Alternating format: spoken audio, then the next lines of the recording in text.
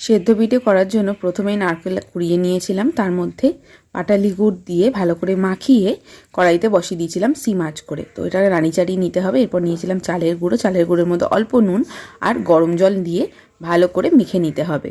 মাখাটা যেন নরম হয় সেভাবেই তোমাদের মাখতে হবে। এরপর দেখো আমার পুরটা মোটামুটি রেডি হয়ে গেছে। আর এটাকে নরম রাখার জন্য আমি একটা ভেজা কাপড় দিয়ে ওটাকে ঢেকে দিয়েছিলাম। এরপর এটাকে দেখো ছোটো ছোটো লেচি করে নিতে হবে, এরকম বাটির মতো বানাবে।